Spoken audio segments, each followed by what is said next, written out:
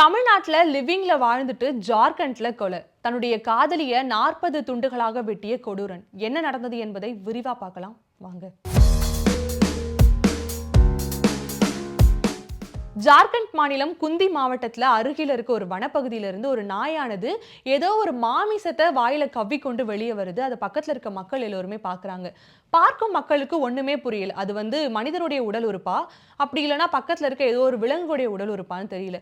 புரியாம போன மக்கள் என்ன பண்றாங்க அப்படின்னா போலீஸ்க்கு தகவல் கொடுக்குறாங்க, இந்த மாதிரி ஒரு விஷயம் நடக்குது அப்படின்னு. இந்த மக்கள் கொடுத்த தகவலின் அடிப்படையில காவல் அதிகாரிகளும் அந்த இடத்துக்கு விரைந்து வராங்க. விரைந்து பார்க்கும் பொழுது அவங்க ஒரு விஷயத்தை உறுதி செய்றாங்க. என்ன அப்படின்னா இது எந்த ஒரு விலங்குகளுடைய உறுப்புகளும் கிடையாது. இது ஒரு மனிதனுடைய உடல் உறுப்பு, குறிப்பா ஒரு பெண்ணினுடைய உடல் உறுப்பு தான் அப்படிங்கறத உறுதிப்படுத்துறாங்க. ஒரு வியூகத்தின் அடிப்படையில போலீசார் உள்ள போய் பார்க்கும் பொழுதுதான் ஒரு அதிர்ச்சிகரமான சம்பவம் ஒண்ணு காத்திருக்கு.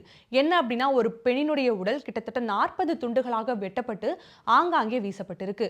அது மட்டும் இல்லாம இன்னும் கொஞ்சம் உள்ள போய் பார்க்கும் பொழுது ஒரு பை ஒண்ணு கிடைச்சிருக்கு. அந்த பைக்குள்ள இருந்து ஒரு ஆதார் கார்டு ஒண்ணு எடுத்திருக்காங்க. அந்த ஆதார் கார்டு மூலமா அந்த பெண்ணினுடைய அம்மாவுக்கு தொடர்பு கொள்றாங்க. தொடர்பு கொண்டு அவங்க அம்மாவோட உதவியோட அந்த பொண்ணு தான் அப்படிங்கறத இறுதியா உறுதி பண்றாங்க. இதை தொடர்ந்து அந்த பெண்ணுடைய அம்மா கிட்டயும் விசாரணையானது மேற்கொள்ளப்படுது. என்ன கேக்குறாங்க அப்படின்னா, நீங்க கடைசியா எப்போ உங்க பொண்ணு கிட்ட பேசுனீங்க, அது மட்டும் இல்லாம இந்த கொலை வழக்குல உங்களுக்கு யார் மேலயாச்சும் சந்தேகம் இருக்கா அப்படிங்கிற மாதிரி கேட்டிருக்காங்க. இந்த கேள்விகளுக்கெல்லாம் பதில் அவங்க அம்மா கொடுத்திருக்காங்க. அந்த பதிலின் அடிப்படையில தான் திடுக்கிடும் உண்மையான தகவலும் வெளிவந்திருக்கு. ஜார்க்கண்ட் மாநிலம் குந்தி மாவட்டத்தை சேர்ந்தவர் தான் நரேஷ் அப்படிங்கிறவர். இவர் ஒரு சில ஆண்டுகளுக்கு முன்பு தமிழ்நாட்டுல வசித்து வந்திருக்காரு வேலை விஷயமா. இதே மாவட்டத்தை சேர்ந்த இப்பொழுது கொலை செய்யப்பட்ட பெண்ணிற்கும் நரேஷிற்கும் தொடர்பு ஏற்பட்டு காதல் உருவாகி இருக்கு. பின் நாட்கள்ல தமிழ்நாட்டுல ஒரு இடத்துல அவங்க லிவிங்லயும் வாழ்ந்திருக்காங்களாம். இந்த நிலையில தான் நரேஷ் அவர்கள் என்ன பண்ணிருக்காரு அப்படின்னா ஒரு சில மாதங்களுக்கு முன்னாடி தமிழ்நாட்டுல இருந்து புறப்பட்டு ஜார்க்கண்டுக்கு போயிருக்காரு. ஜார்க்கண்ட்ல அவங்களுடைய ஃபேமிலி பார்த்த ஒரு பொண்ணை கல்யாணம் முடிச்சு அவங்கள அங்கே விட்டுட்டு திருப்பி தமிழ்நாட்டுக்கு இப்பொழுது கொலை செய்யப்பட்ட பெண்ணோட லிவிங்ல வாழ்ந்து வந்தார் இல்லையா, அவங்க கூட எதுவுமே நடக்காதது போல இயல்பா மீண்டும் லிவிங்ல இருந்திருக்காராம். ஆனா கடந்த சில தினங்களுக்கு முன்னாடி நரேஷனுடைய காதலி என்ன பண்ணிருக்காங்க அப்படின்னா, என்ன சீக்கிரமாவே ஜார்க்கண்ட்ல இருக்கக்கூடிய உங்களுடைய வீட்டுக்கு கூட்டிட்டு போங்க, கூட்டிட்டு போயிட்டு உங்களுடைய ஃபேமிலிக்கு என்ன அறிமுகப்படுத்தி வைங்க, நம்ம கூடிய சீக்கிரம் கல்யாணம் பண்ணிக்கலாம் அப்படிங்கிற மாதிரி சொல்லியிருக்காங்க. இவங்க தொடர்ந்து கேட்டதுனால என்ன பண்ணிருக்காரு நரேஷும் ஒரு ட்ரெயின் மூலமா இங்க இருந்து கிளம்பி ஜார்க்கண்டுக்கு கூட்டிட்டு போயிருக்காங்க.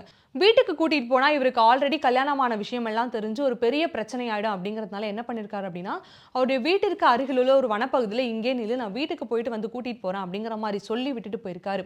இவரு வீட்டுக்கு போன கேப்ல தான் இந்த பொண்ணு அவங்க அம்மாவுக்கு கால் பண்ணி என்ன சொல்லியிருக்காங்க அப்படின்னா, நான் லவ் பண்ற பையனோட அவங்க வீட்டுக்கு வந்திருக்கேன், நான் பேச போறேன், பேசிட்டு சீக்கிரமாவே எங்க இருவருக்குமே கல்யாணம் ஆக போகுது அப்படிங்கிற மாதிரி இந்த பொண்ணு அவங்களுடைய அம்மாக்கு சொல்லியிருக்காங்க. இவங்க இங்க பேசிட்டு இருக்காங்க. நரேஷ் அவருடைய வீட்டுக்கு போயிட்டு கறிவெட்டும் அருவாளோட அந்த பெண்ணு இருக்க இடத்திற்கு வந்திருக்காரு. கூர்ந்த கத்திகளோட அந்த வனப்பகுதிக்குள்ள நரேஷ் அவர்கள் வராரு. தான் காதலிக்கும் பெண்ணையே பாலியல் வன்கொடுமை செஞ்சு அவங்க அணிந்திருந்த துப்பட்டாவின் மூலமாக அவங்களுடைய கழுத்தை இறுக்கி கொலை செஞ்சு கத்தியால 40 துண்டுகளாக வீசி ஆங்காங்கே எரிஞ்சிட்டு அவர் போயிருக்காராம். இறந்த பெண்ணினுடைய அம்மா கொடுத்த தகவலின் அடிப்படையில காவல்துறையினர் நரேஷை பிடிச்சு விசாரிக்கும் பொழுதுதான் இப்படியான பல திடுக்கிடும் தகவல்கள் வந்திருக்கு. இதன் அடிப்படையில இன்னும் என்னென்னலாம் நடந்திருக்க வாய்ப்பு இருக்கு அப்படிங்கிற மாதிரி காவல்துறையினரும் அவர்களுடைய தரப்புல இருந்து விசாரணையை மேற்கொண்டுட்டு இருக்காங்க. டெல்லியில கடந்த சில ஆண்டுகளுக்கு முன்பு ஒரு பெண் அவர் காதலித்த ஒரு ஆணின் மூலமாகவே பல துண்டுகளாக வெட்டி கொலை செய்யப்பட்ட சம்பவத்தை தொடர்ந்து தற்பொழுது இதே போல ஒரு சம்பவம் நடந்திருக்கிறது அப்படிங்கிறது அனைவரையுமே அதிர்ச்சியில ஆழ்த்திருக்கு.